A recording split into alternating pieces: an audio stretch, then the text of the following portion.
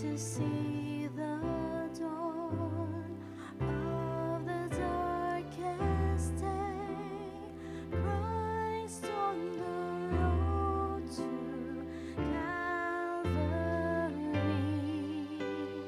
tried by sinful men, torn and beaten there, nailed to a cross of wood. This the power of the cross. Christ became sin for us, took the blame, bore the wrath we stand forgiven at the cross.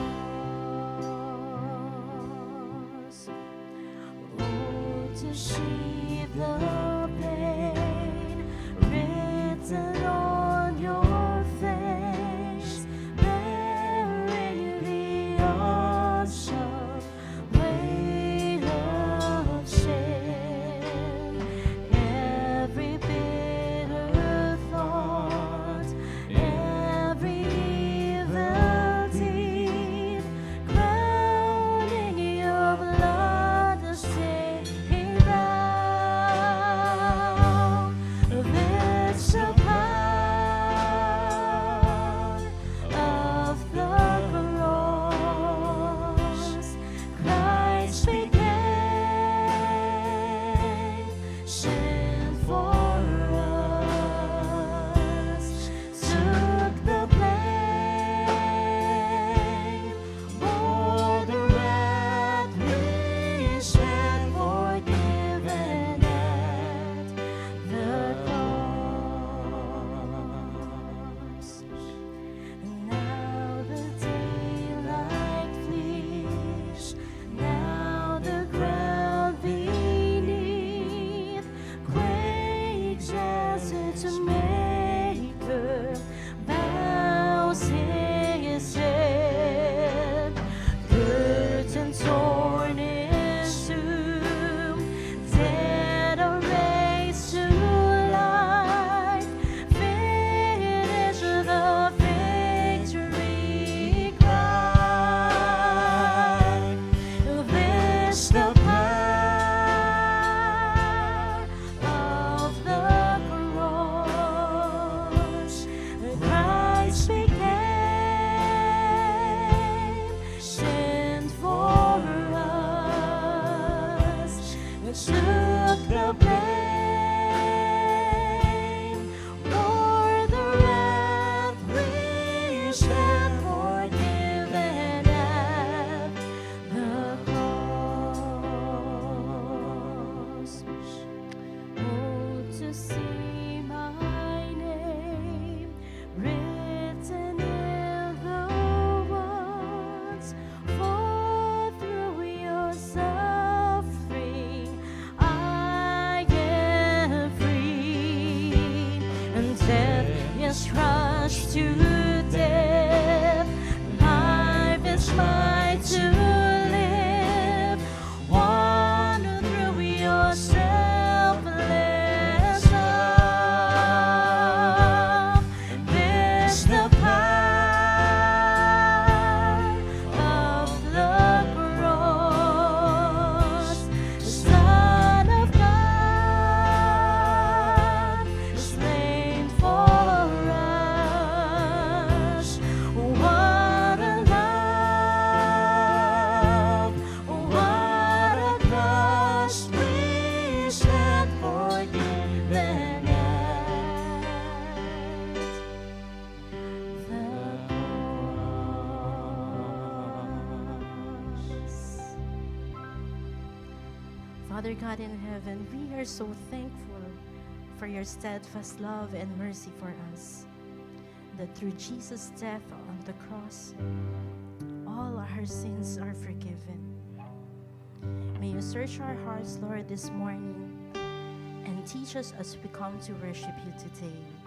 In Jesus' name we pray. Amen. In Romans 5, verse 8, but God shows His love for us in that while we were still sinners, Christ died for us. Good morning, GCF Northwest family and friends. Let us all stand and lift up our hands to our holy and powerful God. Let's join our hands together, church.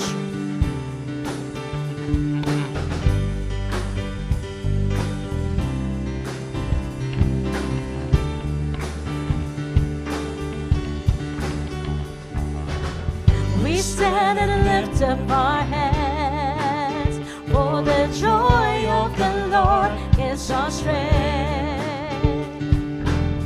We bow down and worship Him now. How great, how awesome is He, and together we sing. Holy is the Lord, holy is the Lord, God Almighty. The earth is filled with His glory. Holy is the Lord, God Almighty. The earth is filled with His glory. The earth is filled with His glory. We stand and lift up our hands. We stand and lift up For the joy of the Lord is our strength. For the joy of the Lord Is our strength. We bow down and worship Him now. We bow down and worship Him now. How great, how awesome is He, and together we sing. And everyone sing. Everyone sing. Holy is the Lord, God Almighty. The earth is filled with His glory. Holy is the Lord, God Almighty. The earth is filled with His glory. The earth is filled with His glory. It's rising up all around. It's the anthem of the Lord's renown. It's rising up all around. It's the anthem of the Lord's renown. And together we sing. Everyone Sing. For holy is the Lord, and holy is the Lord, God Almighty. The earth is filled with His glory. Holy is the Lord, God Almighty. The earth is filled with His glory. The earth is filled with His glory. Let's sing holy, holy. Holy, holy is the Lord Almighty. Holy, holy. Holy, holy is the Lord Almighty. Holy, holy. Let's sing of His holiness, church. Holy, holy. Holy is the Lord Almighty. Holy, holy. Holy, holy is the Lord Almighty. Holy, holy. Let's continue to fill this place with our praises, for there is no other God like Him.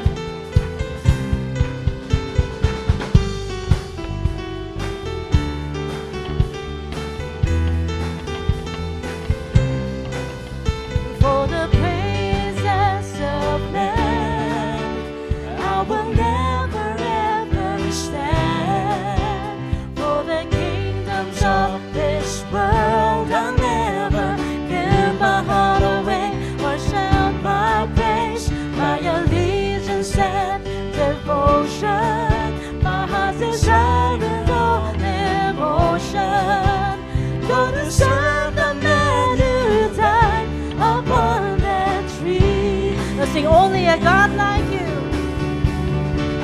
Only a God like you could be worthy of my praise and all my hope and faith. To only a King of all kings do I bow my knees, say, give my everything. Only a God like you could be worthy of my praise and all my hope and faith. To only a King of all kings do I bow my knees, say, give my everything. To only my Maker, my Father, my Savior, Redeemer, Restorer, Rebuilder, Rewarder. To only a God like you do I give my praise. Let's continue to bring praises to our God for the praises of men and for the praises of men. I will never ever stand for the kingdoms of this world. I'll never give my heart away or shout my praise. My allegiance and devotion, my heart's desire and all emotion. Go to serve the man, Serve the man who died upon that tree. Yeah, yeah, yeah. Only a God like you could be worthy of my praise and all my hope and faith. to Only a King of all kings do I bow my knees, say, give my everything. Only a God like only you a God like you who is worthy of our could be praise, worthy of my praise and all my hope and faith. To only a King of all kings do I bow my knees, say, give my everything. To only my Maker, my Father, my Savior, Redeemer, Restorer, Rebuilder, Rewarder. To only a God like you do I give my praise.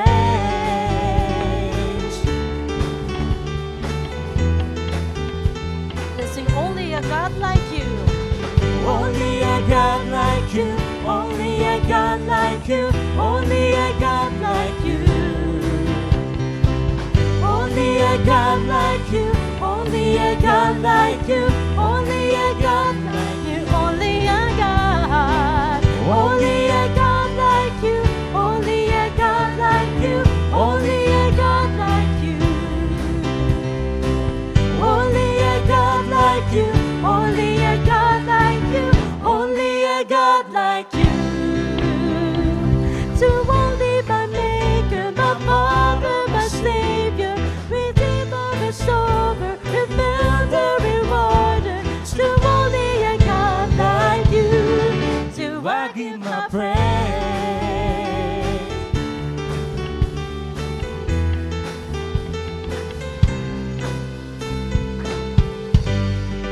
Palakpakan po natin muli ang ating Panginoon. I pray, Lord, that we would continue to offer, Lord, our praises for you, our Father, our Savior, Redeemer, Restorer, Lord. And as we continue to sing and worship you this morning, may you remind us that your mercies are new every morning, for great is your faithfulness, O God.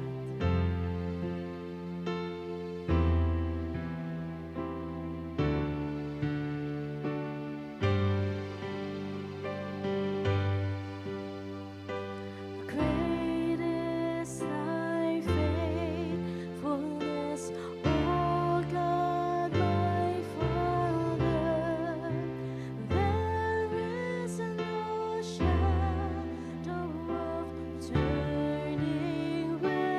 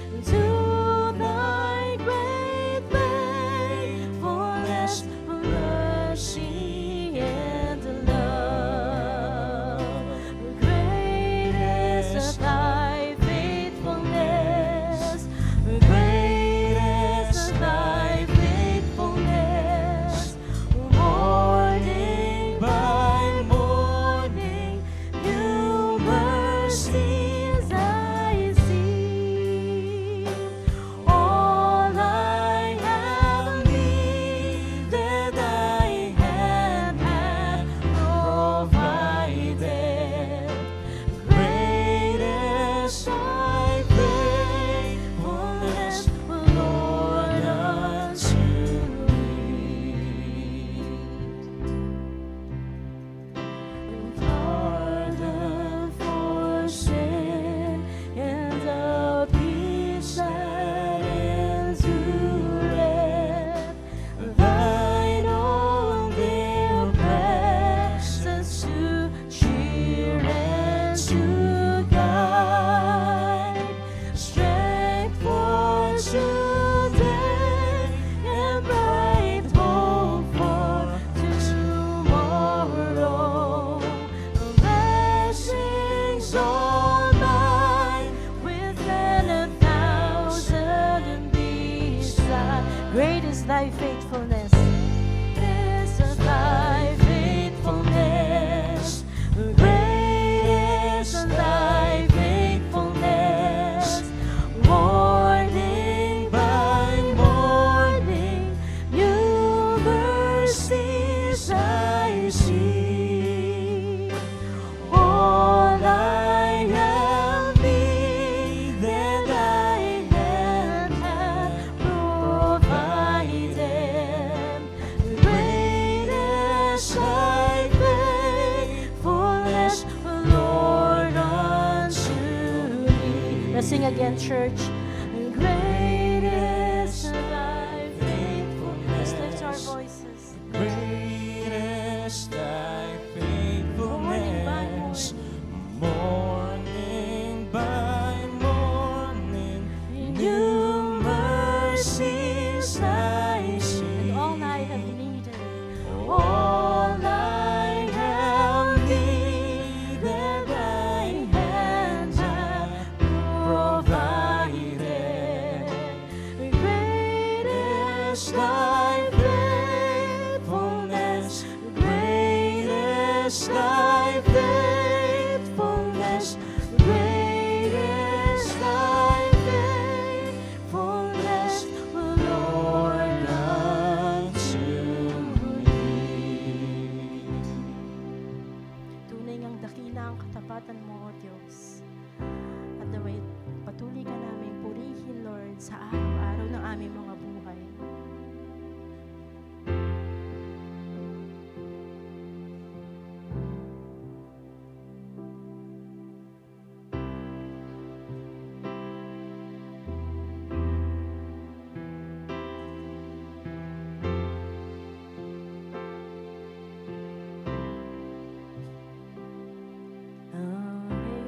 Amazing grace, how sweet the sound that saved a wretch like me.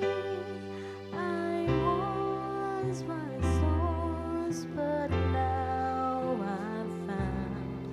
Was blind, but now I see. My chains are gone, I've been set free. My God, my Savior, has ransomed me. And like a flood, His mercy reigns, unending in love. Amazing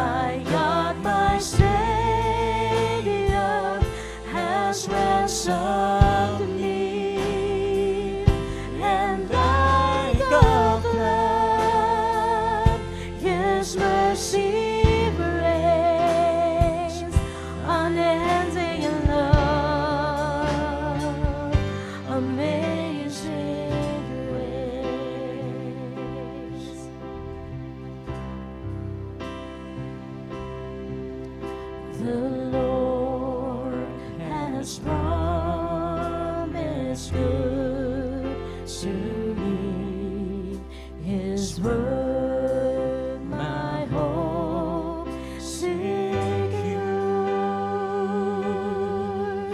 He will my shield and portion be, as long as life endures. My chains are gone, I've been set free. My God, my Savior has ransomed me, and like a flood, His mercy reigns, unending in love, amazing grace. My chains are gone, I've been set free. Let's lift our voices, church. My God, my Savior has ransomed me, and like a flood, His mercy reigns, unending love, amazing grace, unending love, amazing grace. Lord God, that is our song. That is our prayer. That is our declaration, Lord God.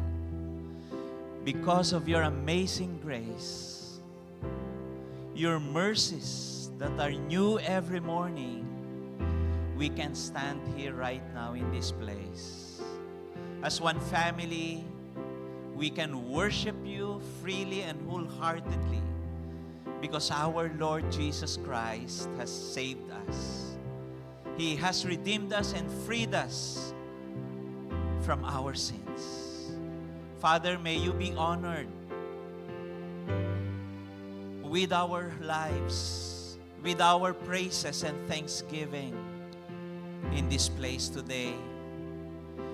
Will you continue to speak to our hearts, inspire us, Lord God, instruct us to the path that we have to take, so that indeed we can continue to please you and honor you today.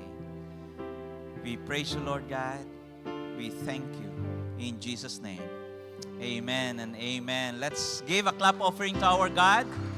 Indeed, it's a wonderful day to worship the Lord together as one family. Before we take our seats, why don't we greet the people around us with a warm GCF Northwest welcome and greeting. Sige po, batiin po muna natin. Huwag po kayong upo na hindi po kayo nakakabate sa at least 5 mga kapatiran at kaibigan po natin.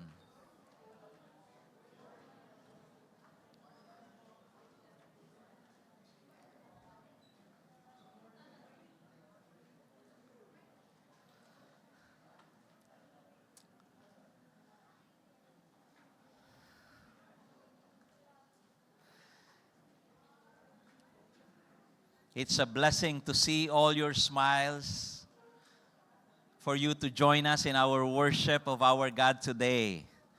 And we would like to continue to praise and thank the Lord for all the things that He has done in our lives and even in our family here in GCF Northwest. So I would like for us to pay attention to the screens so that we can see the Thanksgiving that we have as one church for the past January and February or even this March. Mayroon pong mga papuri tayo at pasalamat po sa ating Panginoon. Okay, nagpapasalamat po tayo sa Sports Fellowship na naganap po sa mga nakaraang linggo. Ayan po yung mga pictures po. We praise the Lord for allowing our sports ministry to grow and even connect people to our church of course, the Youth Connect. Meron din pong pasalamat tayo. They had a fellowship and even a game. And of course, we thank the Lord for allowing us to join the IDMC South Metro yesterday. Ayan po yung iba po natin mga kasama. Sorry po kung kulang po at wala po yung picture nyo po dyan, pero yan po yung mga representative po natin. May mga kulang lang pong ilan po sa picture. Pero we praise the Lord for that. We had also a band workshop na ginanap po natin. We thank the Lord for the people, our partners in the ministry who join us and be trained and be prepared to worship the Lord with our band ministry. So nagpapasalamat po tayo sa Panginoon. Ito pong mga ginawa ng Panginoon sa atin po and through us in the past weeks po and even a couple of months. We thank the Lord also for another opportunity for us to be together in our prayer. 5 days of prayer will start tomorrow po.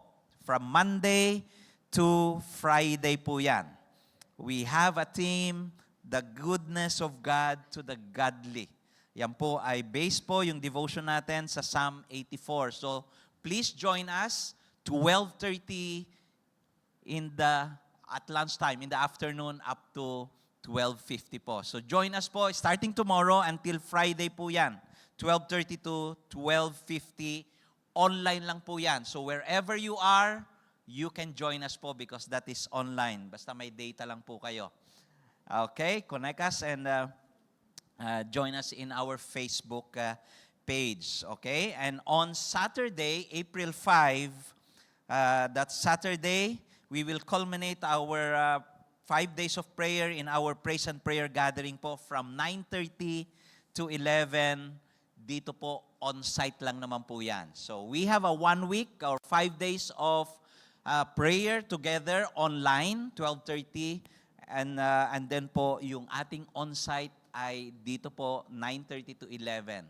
Dito po, magkakasama po tayo. April 5, mark your calendar. And then, on April 6, that Sunday, we will have a sports fellowship and we will be playing pickleball. Okay po? Pickleball po yung laro. Again, our invitation is for all of you who would like to learn how to play pickleball. Okay? And those who have been playing, do help us who are not acquainted yet or don't know how to play pickleball. And let's have a wonderful sports fellowship on April 6. Sunday po yan. Okay? And then we have an invitation also from the PCEC or Philippine Council of Evangelical Churches. There will be a national disciple-making campaign. Na-start po yan last 2023 and nagkakaroon na po ng mga conference about discipleship or disciple-making po sa iba't ibang parte po ng ating bansa. So this time, nandito na po sa ating kapitbahay po gagawin yan. That will be on April 12. April 12 po yan, 8 a.m. to 5 p.m. sa Zion Christian Center. 6th floor po dito po sa may Victory Mall, Caloocan City. So, marami po kayong po pwede mapag-parkingan po doon kung dala nyo po yung sasakyan ninyo. Pero kung gusto nyo po mag-exercise ng konti, pwede po kayong pumarada rito and then maglakad po papunta po doon sa Victory Mall para po magkakasama po tayo. Individual po ang registration po nito, 500. So, we encourage all of you if you have a free time po on Saturday, do join us po sa ating pong National Disciple Making Campaign po. Yan po yung mga speakers po, mga plenary speakers po for that day of equipping natin po dito po sa ating pong lugar. That is here in Kamanava and Bulacan churches po. So ini-invite po tayo lahat, mga pastors, leaders, and church members who would like to participate on how we can continue to pursue po yung ating discipleship and disciple-making pursuit po rito rin sa GCF Northwest. Okay po? So right now po, ihanda po natin ang ating po mga sarili sa pagbibigay po, sa ating pagsamba sa pamamagitan po ng pagbibigay. Okay? Let me read to you po yung Hebrews chapter 13 verse 5. Sabi po rito, keep your life free from love of money and be content with what you have.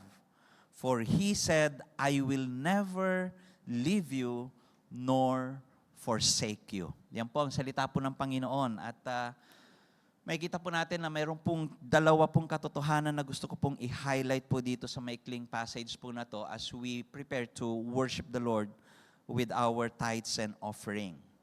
Una po makikita po natin dito, mayroon pong instruction about being content. Being content. Sabi po rito, keep your life free from the love of money and be content with what you have. We can only give freely to the Lord that is pleasing to Him when we have that contentment in our hearts for all the things that He has given to us. Pangalawa pong katotohanan po rito, we can give freely and worshipfully po sa Panginoon when we have that confidence in God's promise. Sabi niya po rito, I will never leave you nor forsake you. Ginagamit po natin minsan ito para ma-comfort po tayo sa mga challenges po natin sa buhay. Pero yung context po nito actually, it's about finances. Ang promise po ni God is that when we learn to be content, sabi niya, He will never leave us nor forsake us. As we worship the Lord, as we offer to Him the blessings that He has given to us, I would like us to develop that attitude that we should have that contentment with the Lord, with what the Lord has given us, and also we put our confidence in His promise so that we can please the Lord with our tithes and offering today. Let's join our hearts in prayer. Lord, salamat po dahil Ikaw po ang patuloy pong nagbibigay sa amin ng assurance po sa amin pong mga puso. Ikaw po ay tapat sa lahat ng oras.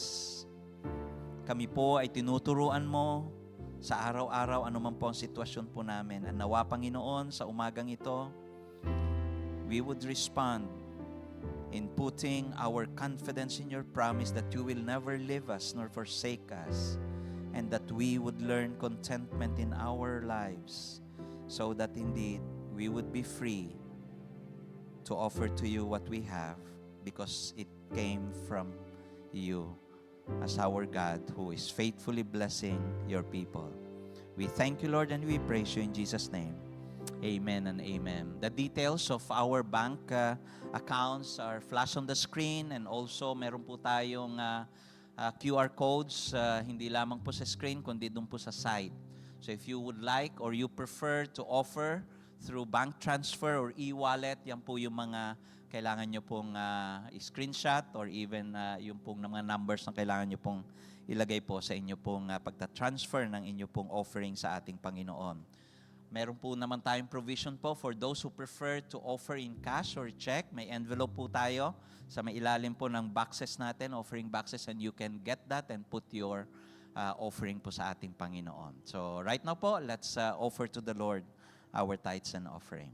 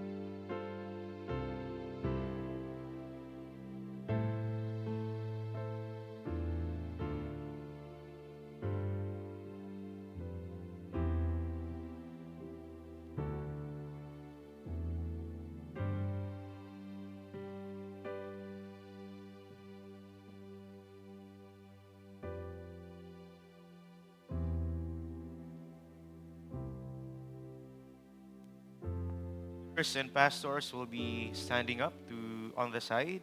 So if you have any prayer concerns or any prayer requests that you want our pastors or leaders to pray for, pwede po kayong tumayo and go to the nearest aisle and one of our pastors and leaders will come to you and pray with you.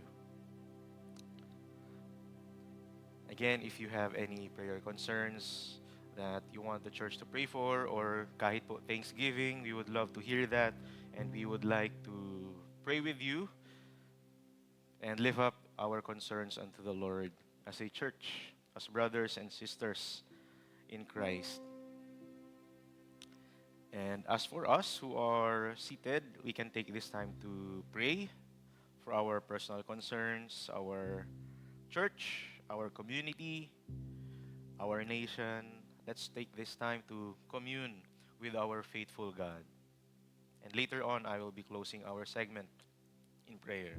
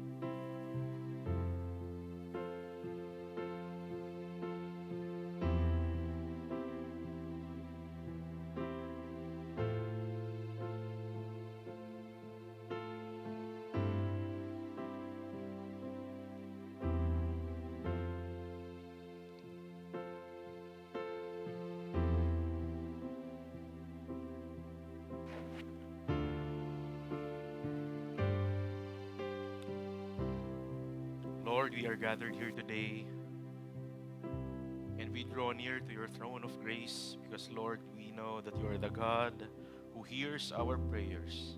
Even before we utter them, even before we become aware of them, we know, Lord, that you have already provided for any resources that we need because you are the God who provides for your children. You are the God who will never fail to meet our every needs. You are the God who knows our concerns because you are the God who is so personal. So, Lord, we lift up to you all our concerns, all our problems, knowing that you are the God who is faithful. You are the God who is so gracious, and you are the God who loves us. So, Lord, as we wait for your answers to our prayers, may we be patient and may we continue to trust you even in difficult times, in trials and testings. Lord, may we learn to trust that you will be with us and you will take care of everything. So, Lord, we lift up to you all our prayers, and that's our prayer. In Jesus' name, amen. Amen.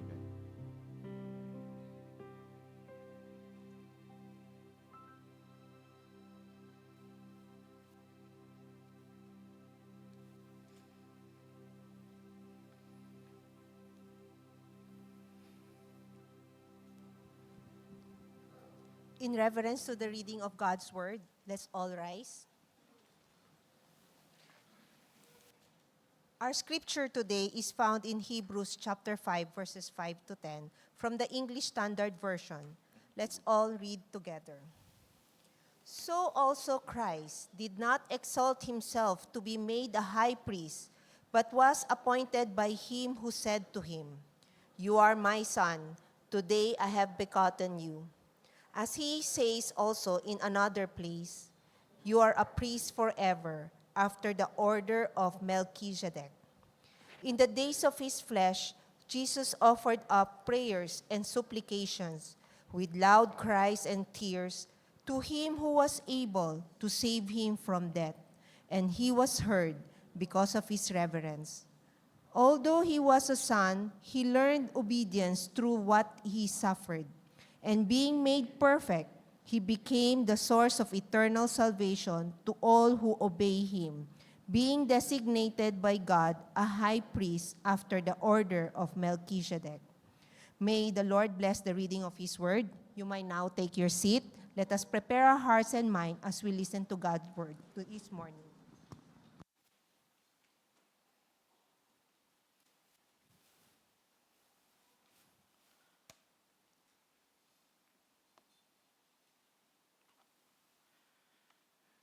Good morning, GCF Northwest. Good morning po. Ako po ay nagagalak na makita kayo ngayon. Sa mga hindi po nakakilala sa akin, I'm Pastor Rev and I'm one of the pastors here in GCF Northwest. At hindi ko po napansin kanina kung lahat po ba ay kakilala ko. But do we have any first-time guests here? Gusto rin po namin kayong makilala at gusto namin extend ang aming warm welcome po sa church po na ito. Do we have any first-time, second-time, or even third-time guests na naandito po sa atin ngayon? Meron po. Can you raise your hand po para si sister po. Hello po, welcome po sa aming church. Welcome po sa aming worship service dito po sa GCF Northwest. Kahit first time po ninyo, kapatid, our dear sister, I hope na somehow at this point na re-relax na po kayo at ma-prepare po natin ang ating puso sa makinig po ng salita ng Panginoon. At alam nyo po, usapang relax. Recently, ang nagiging form of relaxation ko kapag papasyal po ako sa convenience store. Sa baba po kasi ng condo namin, meron po dong convenience store. At ewan ko po, lately lang, napapadalas po yung punta ko doon at every time na pumupunta po ako doon, since konti lang po yung tao, somehow nagiging form of relaxation ko siya. Kaya almost every day for the past week, 2 weeks na re-relax ako kapag may binibili akong kahit konti lang sa convenience store na yon. Pero alam nyo po, pag grocery, ayan, hindi po ako nare-relax dyan. So, sa iba po siguro, nakaka-relax po yung pag-grocery. Tulad po siguro ng aking asawa na si Hana. At madalas po pag nag-grocery po kami, lagi ko po sinasabi sa kanya, ikaw na mag-grocery, hintayin na lang kita. Kasi hindi po talaga ako nare-relax sa grocery. At isa pang malaking factor doon ay hindi po ako matyaga sa pila pagdating sa grocery. Napakahaba po kasi. At tingin ko po may kinalaman po ito sa experience ko nung bata po ako. Kasama ko po si Mami. Dahil, di ko po alam, siguro nagawa nyo na po ito at na-experience po ng ibang mga kabataan. Nung bata po ako, kapag sinasama po ako ni Mami sa grocery, andito po siya ngayon, may halong saya at kaba. Si Mami po kasi pag mag-grocery, medyo marami. At pagpipila po kami, madalas may mga last minute po siyang naiisip na kunin or hanapin. At ang mangyayari po ganito, ako po yung papipilahin ni Mami. Bata pa po ako nito sa counter. Tapos sasabihin niya sa akin, anak, pila ka na, may hahanapin lang ako. Dadating ako kapag ikaw na yung nasa counter. So ako po, nanay ko po siya, pangahawakan ko po yung sinabi niya, at pipila po ako. At total, mahaba pa naman yung pila. So sa una, kampante, confident ka. Papalapit na po ng papalapit sa counter, at di ko pa po nakikita yung nanay ko, kakabahan na po ako niyan. Konti lang, konting kaba lang. Dahil naniniwala po ako ay dadating siya sa counter. At pag ako na po yung susunod sa counter at wala pa po yung nanay ko, grabe na po yung kaba ko niyan. At may isip ko na lang, dadating pa ba si Mami sa tamang oras o pauunahin ko na itong nasa likod kong napakarami ring grocery. So kabadong-kabado na po ako hanggang sa dadating po yung time, ako na po yung naglalagay ng mga pinamili po namin sa counter at yon, tsaka po siya dadating. So pinakabalang po ako ng nanay ko pero dumating naman po siya. So ganun po madalas yung eksena pag nasa grocery po kami ni Mami nung maliit po ako. Siguro pati yung mga kapatid ko naranasan din po yun. So may halong saya, at the same time, may halong kaba. Kahit pa nanay ko yan, kahit may tiwala ako sa sinabi niya, meron pa rin kaba. Even if I trust my mommy and her words, when testing comes, I still begin to doubt. And church, sometimes, parang ganun din po ang ating faith. Even if we have faith, sometimes we still doubt. Even if we have faith, testings in life will cause us to doubt and be anxious. Kahit alam na natin, kahit may pananampalataya tayo sa Panginoong Diyos. Minsan, may mga panahon na minsan nagda-doubt pa rin tayo. And in our sermon today, I hope and pray that our faith in Christ would be strengthened even amidst sufferings, even amidst testings and trials. And I hope that you would be strengthened by this wonderful principle that Christ's priesthood is superior. Now, you may ask, anong kinalaman ng priesthood ni Christ sa pagpapalakas ng aking faith? How can the priesthood of Christ strengthen our faith? By the end of our worship service, my prayer and my goal is for us all to have a deeper understanding and greater appreciation of the superior priesthood of Christ. So our faith would be strengthened. Deeper understanding and greater appreciation of the priesthood of Christ. Why? Because again, even if we know Christ, mga kapatid, even if we have faith in Him, sufferings would oftentimes make us doubt and make us anxious. Mga kapatid, we should remember this reality because we experience sufferings in life. Wala pong exempted dyan. And suffering tests our faith in Christ. Suffering tests our faith in Christ.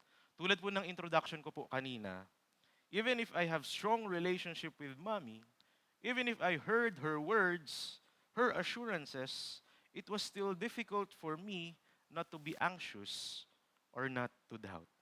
And again, it's the same with Christ. Even if we have relationship with Christ, even if we trust the Lord Jesus, even if we know His promises, sufferings in life would make us doubt. Suffering tests our faith. And in the midst of suffering, the world will do its best to weaken our faith in Christ. When we face suffering, the world will tell us to doubt God's way, to disobey God's word, and to defy God's will. Kung iisipin po natin sa oras ng pagsubok, napakadali pong gawin itong tatlong to. In times of suffering, it's easy to doubt God's way. In times of suffering, it's so difficult to obey God's word. And in times of suffering, the world will offer us temporal solutions, but unbiblical ones. And when we are to choose between God's way or the world's easy way out, we would be so tempted to choose the world and defy God's will. So in times of suffering, the world tells us to doubt God's way, disobey God's word, and defy God's will. How are we going to overcome that? How can we protect our mind from these tempting thoughts? How can we strengthen our faith when we are so tested by sufferings? Isang principle po na dapat panghawakan po natin ay ito, mga kapatid. Knowing Christ strengthens our faith. Knowing Christ more strengthens our faith. The more we know Christ, mga kapatid, the more we are able to stand firm amid sufferings. But in the same way, the less we know Christ, the easier it is for us to let go of our faith in Him. Lalo na kapag may pagsubok at sakuna sa buhay. The less we know Christ, the easier it is for us to let go of our faith in Him in times of suffering. And that's the issue of the Jewish Christians during the time the book of Hebrews was written. Again, the Jewish Christians were experiencing worldly pressures and persecution. And the easy way out is for them to abandon their faith and go back to Judaism. So to strengthen the faith of these Jewish Christians, the author of Hebrews explained the superiority of Christ over Judaism. Para hindi po nila i-give up ang faith nila. And just to give you a recap, we already discussed the superiority of Christ over the honorable and powerful Old Testament figures. We already discussed that Christ is superior to the prophets. Napasadahan din po natin that Christ is superior to the angels, to the priests, and even to Moses, the central figure of Judaism. And in our passage today, the author of Hebrews zeroed in to Christ's superiority to priests. Nag-focus po siya sa priesthood ni Christ. At gusto ko po kayo bigyan ng overview ng passage po natin ngayon. So, if you would outline our passage that we read earlier, ito po yan. Pinag-usapan po ang ordination of the Old Covenant priests. Verses 2 to 4, yung limitations po ng Old Covenant priests. And then verses 5 to 8 and verse 10, it talks about the legitimacy of Christ's priesthood. At yung last part, the superiority of Christ's priesthood. Our passage today is all about the Old Covenant priests and Jesus Christ's priesthood. The author of Hebrews spent more time discussing the priesthood of Christ as a way to strengthen the faith of these Jewish Christians. At bago ko po ituloy, alam niyo po mga kapatid, sa New Testament, only the book of Hebrews explained the priesthood of Christ in greater detail. Nababanggit po sa ibang parte ng New Testament ang priesthood po ni Christ, ang function niya as a priest, pero sa Hebrews lang po in-explain, detalyado ang priesthood ni Christ. Now the question is this, why would the author of Hebrews spend so much time explaining the priesthood of Christ? Ano po sa tingin nyo ang dahilan? Dahil ito pa lang po, introduction pa lang po to. Last week, introduction ng priesthood ni Christ. Ngayon, about priesthood ni Christ. Sa mga susunod, hanggang chapter 10, ang bulk po ng i-discuss natin ay priesthood ni Christ. Bakit po ganun ang ginawa ng author of Hebrews? Church, the Jewish Christians are very familiar with the Old Covenant law. Di po ba? And you know that according to the Old Covenant law, Jesus Christ is not qualified to be a priest. Jesus cannot be a priest. According to the Old Covenant law, kung yun po ang pagbabasihan, hindi po pasok si Jesus. At mamaya po, i-explain ko po yan. So when the author of Hebrews said that Christ is superior to the Old Covenant priests, imagine niyo na lang po, most probably, yung mga Jewish Christians, magre-react sila negatively. Sigurado mapapatanong sila. Imagine them questioning, paano magiging superior si Christ sa mga priests? Eh hindi naman siya priest.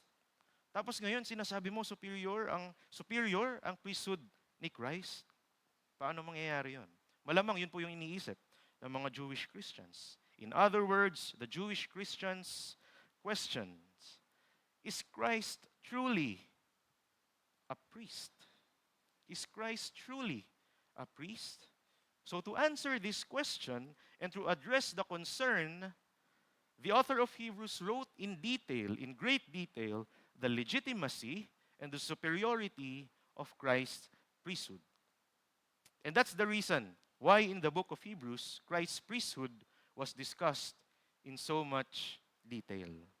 And our passage today was about Christ's priesthood, so that the Jewish Christians would really believe, and so as for us, we would really believe that Christ is our great high priest. The author's goal is for their faith in Christ to be strengthened, so they would not abandon Christianity and go back to Judaism. It is the same for us, for our faith to be strengthened so that we would not give up on our faith. Knowing the priesthood of Christ, mga kapatid, kahit hindi po ito masyadong nadidiscuss in detail, ito po ay napaka-importante for our faith in Christ to be strengthened amidst sufferings. Okay?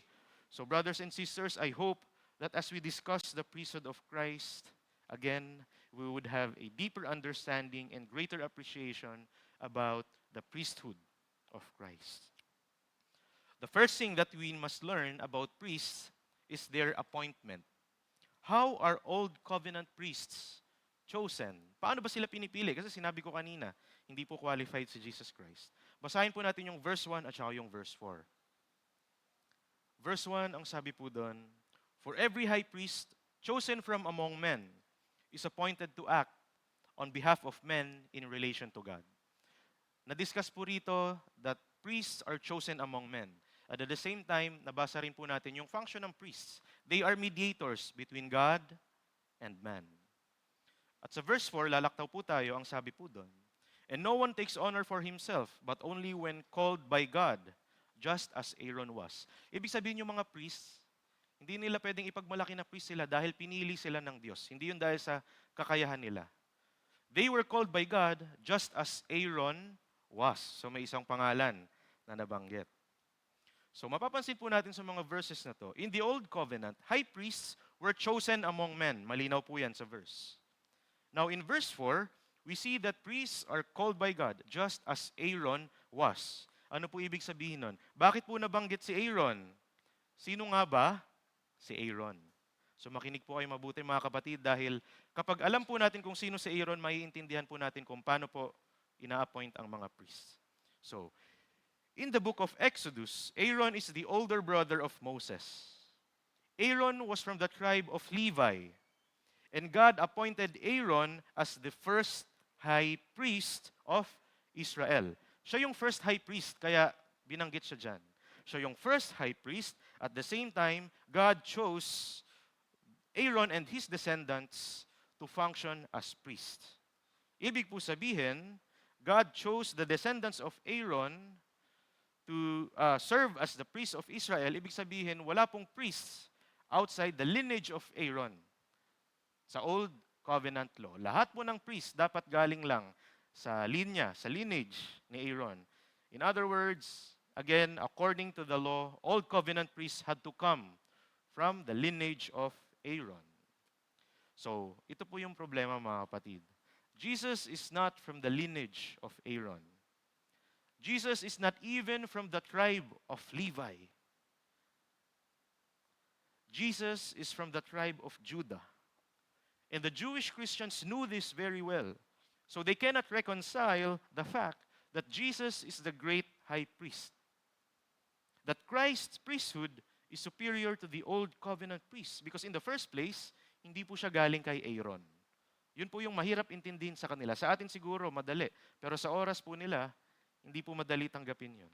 And knowing this concern, the author of Hebrews explained the legitimacy of Christ's priesthood and the superiority of Christ's priesthood. I-discuss po natin yan ngayon. Okay? So una po, the legitimacy of Christ's priesthood. Babasahin po natin, medyo mahaba ng konti, verses 5 to 7. Ako na po ang magbabasa. But Christ was appointed by Him, by God, who said to Him, "You are my Son. Today I have begotten you." As He says also in another place, "You are a priest forever after the order of Melchizedek."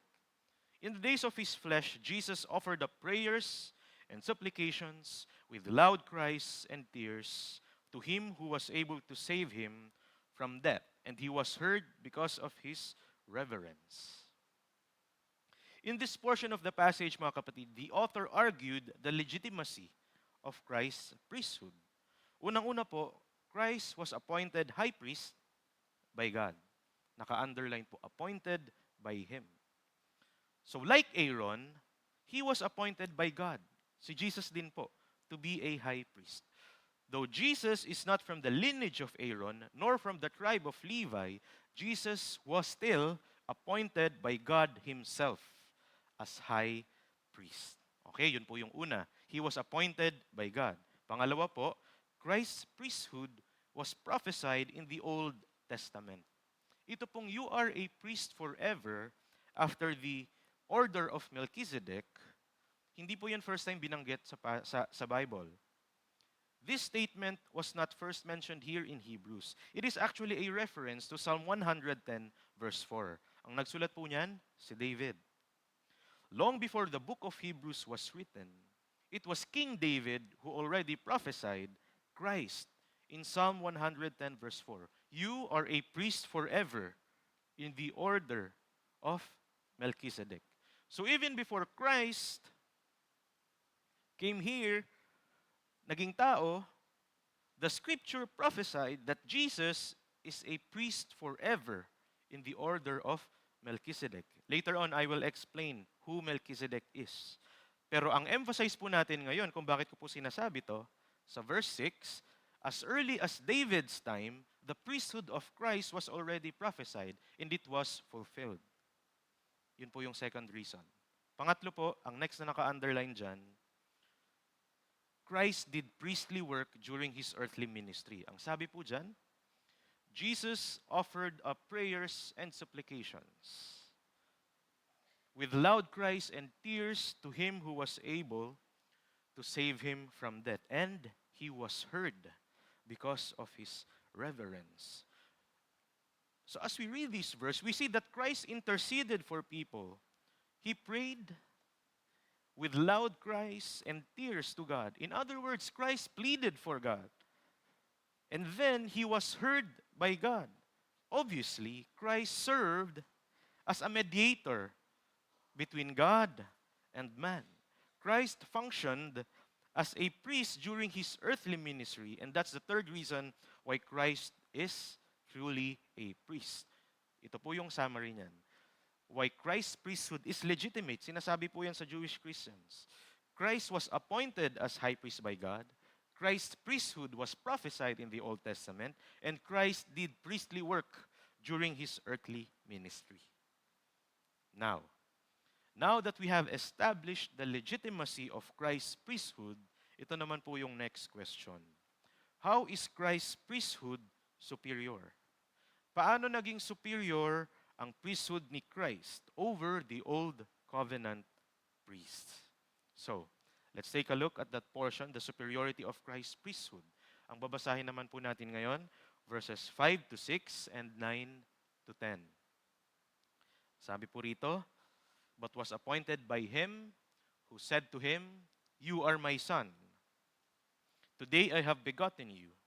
As he also says in another place, again, you are a priest after the order of Melchizedek. Jump po tayo, verses 9 to 10. And being made perfect, he became the source of eternal salvation to all who obey him, being designated by God a high priest after the order of Melchizedek. So there are 5 reasons why Christ's priesthood is superior based on this passage. Ang una pong naka-highlight dyan, you are my son. The first is that Christ is the Son of God. Okay? So other priests, they were also appointed by God, but Jesus, aside from being appointed by God, he himself is the Son of God. And that truth is very important because being the Son of God is also being God. That means Christ is able to identify with both man and God. That's why he is perfect. He is the perfect mediator. Pangalawa pong naka-underline dyan, you are a priest forever. Second reason, Christ's priesthood continues forever. Verse 6 was clear that Christ is a priest forever. And he is the only priest who continues to be a high priest, mga kapatid, up until today. Yes, mga kapatid, up until today, Christ continues his priestly ministry in heaven. How? Christ continues to intercede for us sa mga oras po na ito, mga kapatid. And he will continue to intercede for us. Christ's priesthood continues forever. Pangatlo po, na rason, Christ was made perfect. Unlike other priests who are sinful and imperfect, Christ was made perfect. The term made perfect, it means Christ lived a perfect life, and at the same time, Christ completed his mission here on earth perfectly. And the result of his perfect life is the fourth reason why his priesthood is superior. Christ is the source of eternal life. The priesthood of Christ offers eternal salvation to people. No other priest can do that. Only Jesus can offer eternal salvation to people. Hindi po natin makikita ang buhay na walang hanggan sa iba. Sa Panginoong Jesus lang po. And lastly, Christ's priesthood is superior because he is a priest in the order of Melchizedek. Okay, yun po yung panglima. Christ is a priest in the order of Melchizedek. Hindi ko lang po na underline dyan, pero andyan po yan. Okay? Now, who is Melchizedek? Kakaiba po yung pangalan, no? At hindi po masyado na pag-uusapan. Sino naman yan si Melchizedek? So, para mas maintindihan po natin, let's go back to Genesis chapter 14. Long before Israel was even formed. Ang sabi po doon, "And Melchizedek, king of Salem, brought out bread and wine. He was priest of God Most High. And he blessed him," si Abraham po ito, "and said, Blessed be Abram by God Most High, possessor of heaven and earth." In the book of Genesis, Melchizedek was introduced as the king of Salem or Salem and the priest of God Most High. He blessed Abraham and even received a tithe from him. Imagine si Abraham nag-tithes kay Melchizedek. He is the only priest of God Most High mentioned in the Old Testament who was outside Aaron's lineage. Pag binasa niyo po yung Old Testament, may mga priest naman po na outside Aaron's lineage pero hindi sila priest ng Panginoong Diyos. Mga priest po sila ng mga false gods. Okay? But only Melchizedek was the priest of God Most High outside the lineage of Aaron. Mga kapatid, Melchizedek is not from the lineage of Aaron. He is not even from Abraham's lineage. Melchizedek existed even before Israel was formed. Bago pa nagkaroon ng mga laws about priesthood, Melchizedek already was a priest of God Most High. In other words, Melchizedek's priesthood is very unique. Melchizedek's priesthood is outside the Old Covenant law. Melchizedek's priesthood existed before Israel, and so Melchizedek's priesthood is far superior to the Old Covenant priests. Indeed, Melchizedek's priesthood is unique like Christ. So when the scripture says that Christ is a priest in the order of Melchizedek, it means Christ's priesthood is far superior than the Levitical priesthood. Yun po yung Old Covenant law ng priesthood. Levitical priesthood. Okay? So ito po yung recap ng 5 reasons bakit superior po ang priesthood ni Christ. Christ is the Son of God. Christ's priesthood continues forever. Christ is made perfect. Christ is the source of eternal life. And Christ is a priest in the order of Melchizedek. Okay pa po kayo, mga kapatid? Information overload po ba? Church, when I studied this passage to prepare for our sermon today, I learned so much about the priesthood of Christ. And at first, I thought that these were just mere information about Christ. But when I kept on learning more about Christ's priesthood, I realized that it has a lot of implications and relevance, even in our context today. I could spare you of the deeper theological information, pero pinili ko po na hindi, kaya dinidiscuss ko po yan pa isa-isa. Because I believe that us believers, knowing the priesthood of Christ is so important. So just like the author of Hebrews, I decided to preach this passage somehow like a teacher. At gusto ko pong maintindihan po natin lahat ang priesthood ni Christ. I want all of us to have deeper understanding and greater appreciation of Christ's priesthood. Because again, the more we know Christ, the more we can stand firm amidst sufferings. Knowing Christ more strengthens our faith, and having deeper understanding of Christ's priesthood will surely help us. And now that you have learned and understood the priesthood of Christ, I hope that this wonderful truth will have a much deeper and greater meaning. Christ's priesthood is superior. When faced with sufferings, we will experience doubts, and even as believers, sufferings will truly test our faith. During those sufferings, during those times of sufferings, mga kapatid, I already claim that this statement, that Christ's priesthood is superior, this will make so much sense, and it will help us not give up on our faith in Christ. So let us summarize what we learned today about the priesthood of Christ by comparing the Old Covenant priest and Christ's priesthood. Okay? The superiority of Christ's priesthood. So, the Old Covenant priests were appointed through the lineage of Aaron, while Jesus was appointed in the order of Melchizedek. Again, As I said earlier, the priesthood of Melchizedek is unique.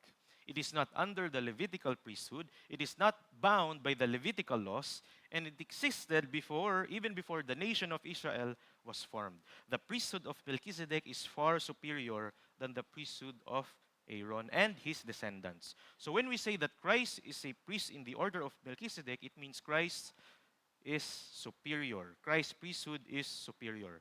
Ano po yung implication nito sa atin? Church, if Christ's priesthood is superior, then it means we don't need any other kinds of priesthood. It's simple as that. We don't need any kinds of priest or mediator aside from Christ.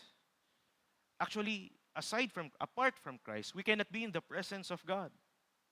He is the way, the truth, and the life. So church, as we seek God, we must come directly to Christ, not to any other priests, not to any other individuals. And that's why when we pray, we always pray in Jesus' name, in the name of Jesus. Again, since Christ's priesthood is superior, mga kapatid, we should not come to any other priest or any other individuals if we want to seek God. We must always come to Christ. We must always come to God through Christ. Pangalawa po, the Old Covenant priests offered repeated sacrifices for sins, while Jesus offered himself once for all sins. The sacrifices of Old Covenant priests can only cover a certain sin. So, mga kapatid, kapag nagkakasala po sila na nagkakasala, ibig sabihin magka-sacrifice po sila na magsa-sacrifice. Every time na sila po ay magkakasala. Praise God because Christ's priesthood is superior. Praise God because Christ offered himself once as payment for all the sins of the world. What is the implication of that truth today? Church, kundi dahil kay Kristo, patuloy pa rin po tayo magsasacrifice ng mga hayop kapag nagkakasala po tayo. Last week, tinanong ko po tayong lahat, ilan na kaya yung kasalanan natin for the entire week? Sobrang dami nun. Ilang sacrifices kaya po ang gagawin natin? But praise God for Christ's priesthood. Because of what Christ did on the cross, we are forgiven, and so we do not have to offer sacrifices for sins anymore. So church, you don't need to sacrifice any blood or participate in any penitence because again, Christ died once for all sins. Kapag sumasali pa rin po tayo sa mga ganon, pag pinaparusahan pa po natin yung sarili natin, pag sumasali po tayo sa mga penitensya, para mo na rin sinabing hindi sapat yung dugo ni Kristo para pagbayaran yung kasalanan mo. Because of Christ's priesthood, because Christ offered himself once for all the sins of the world, we are here not needing to sacrifice anymore because we are forgiven. Praise God because Christ's priesthood is superior. Third comparison. The Old Covenant priests were sinful and needed atonement, while Jesus was sinless and fully obedient. Na-explain ko na po ito last week. Kung pipili po tayo ng taong magiging mediator at tagapagligtas po natin, di ba? Sino po ang pipiliin nyo? Yung makasalanan din tulad mo or yung perfect? Siyempre yung perfect, mga kapatid. Church, Old Covenant priesthood is imperfect because the priests themselves are sinful and imperfect. On the other hand, Christ's priesthood is perfect because Christ is perfect. And since Christ is our high priest, since Christ our high priest is perfect, it gives us confidence to approach God, even in our imperfection. Not because we deserve it, but because our high priest Christ is perfect. Because Christ's priesthood is perfect, we can approach God confidently. Again, because Christ, our high priest and mediator, is perfect. Fourth comparison, the Old Covenant priesthood provides temporal purification while Jesus' priesthood grants eternal salvation. The Old Covenant priesthood is imperfect and at the same time very limited. Priests can only provide temporal purification for every sacrificial offering. On the other hand, Christ's priesthood provides eternal salvation. The Word of God says that Jesus is the source of eternal salvation of those who obey Him. So, eternal salvation is available to all, but the ones who can claim it are only those who believe and obey Christ. So, brothers and sisters, if you are in Christ, if you have put your faith in Christ, if you believe that Christ is your Lord and Savior, then you can claim eternal life. It is not just temporal, but it is eternal life.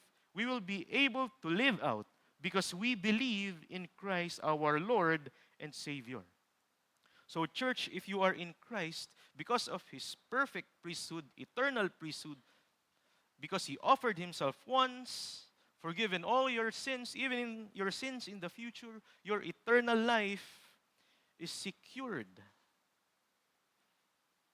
Fifth, the old covenant priesthood ends in death, while Jesus' priesthood continues forever. Another limitation of old covenant priests is death.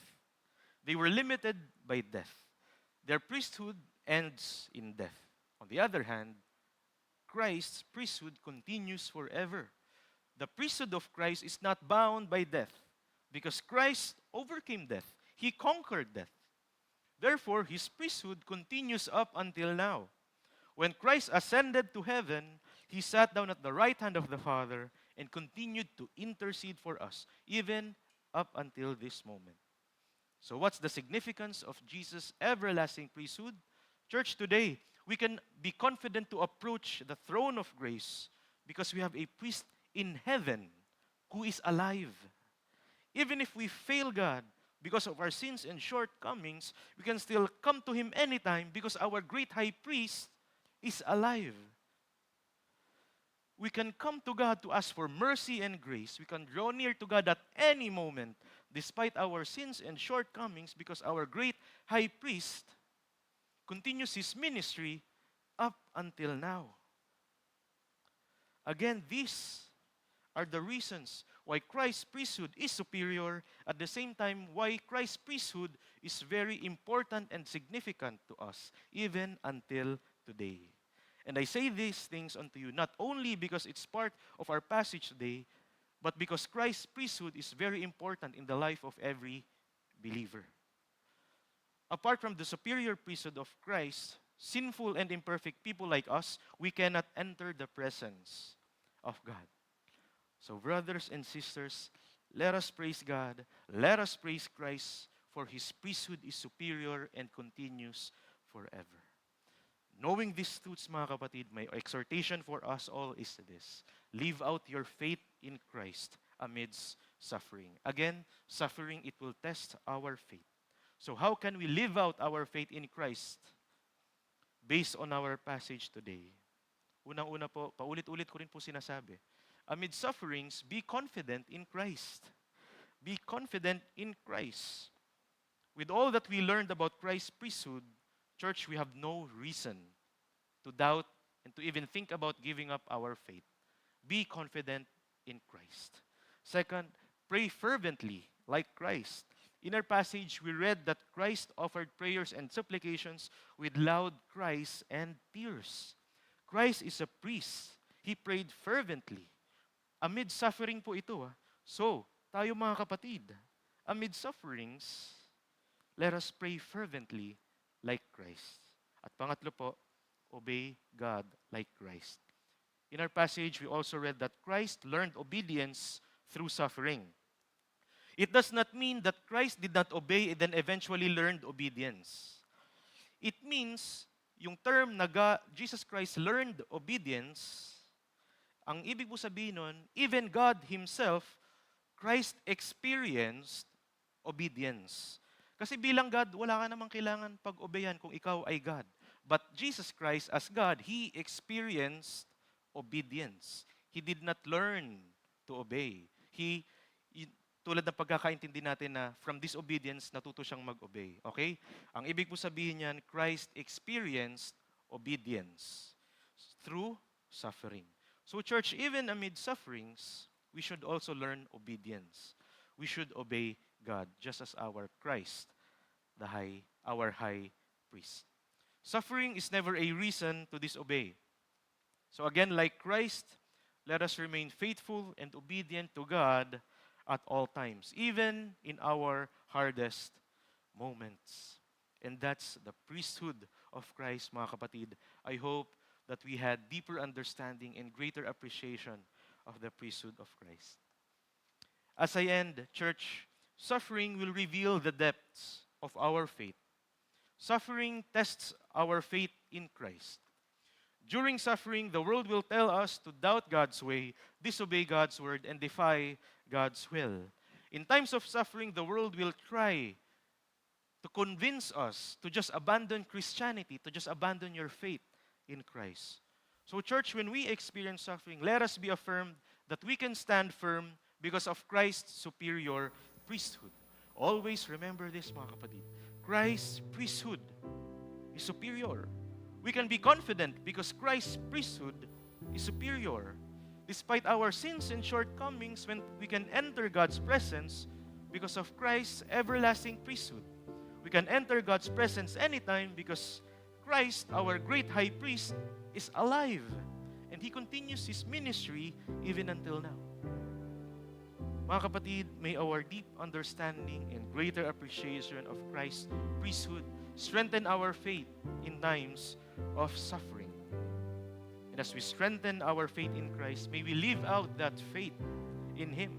Let us be confident in Christ, pray fervently like Christ, and obey God like Christ. So at this point, mga kapatid, let us reflect upon this song, which reminds us of what Christ, our great high priest, did on the cross. May this song remind us that amid suffering and pain, Christ, our high priest, obeyed God even to the point of death, so that you and I may be saved. May this song remind us that Christ offered Himself once so that all our sins may be forgiven. And may this song help us to hold on to our faith in Christ, our high priest. And may this song highlight the superiority and the power of Christ's work on the cross.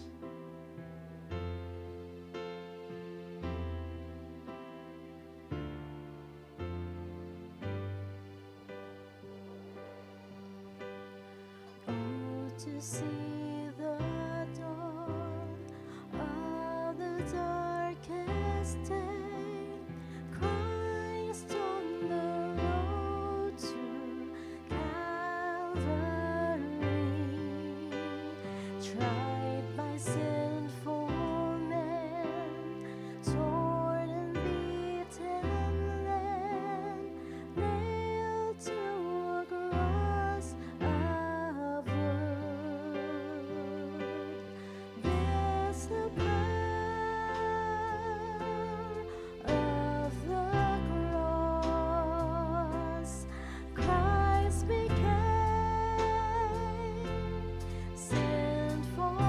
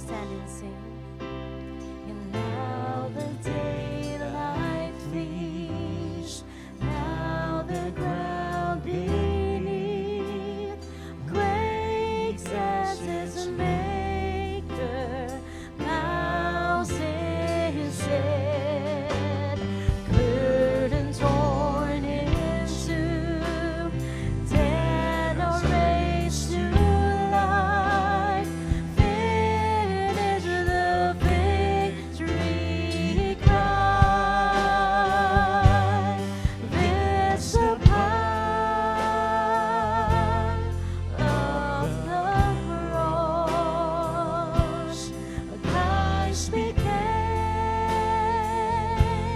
sin for us, took the pain,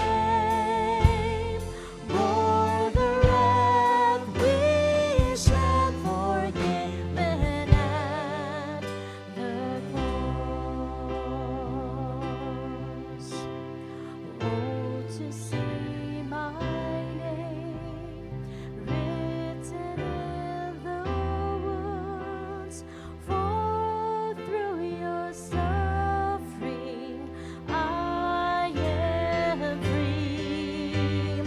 Death is crushed to death, life is mine to live. One through your selfless love. This the power of the cross. Son of God, slain for us. What a love, what a cost, we stand forgiven at the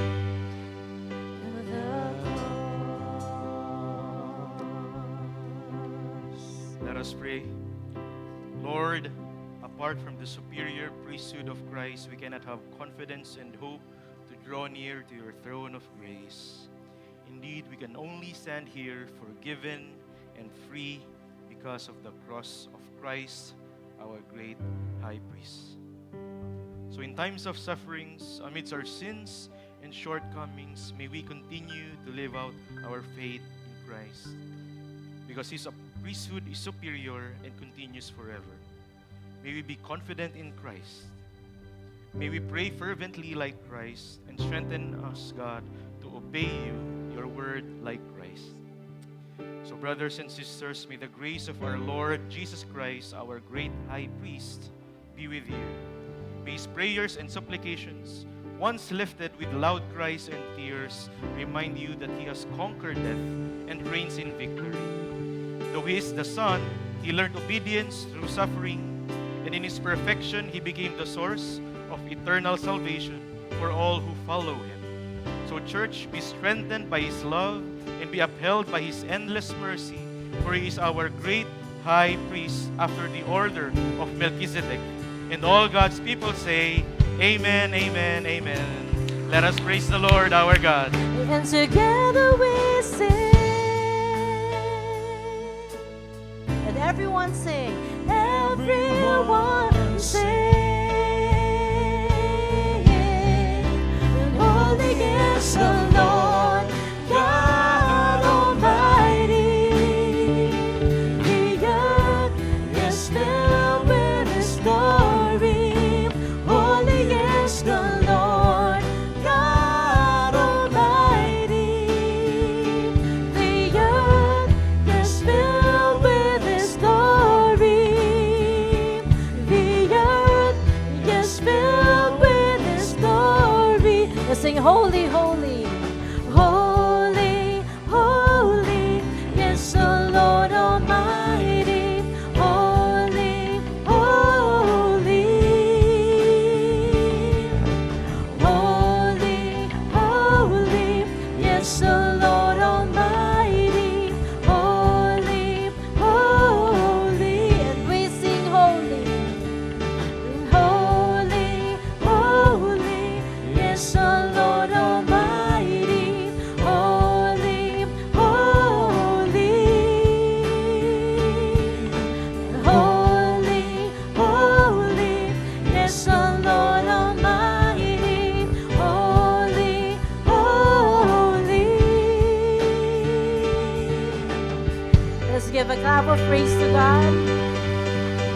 And let's continue to live our faith in Christ. God bless everyone.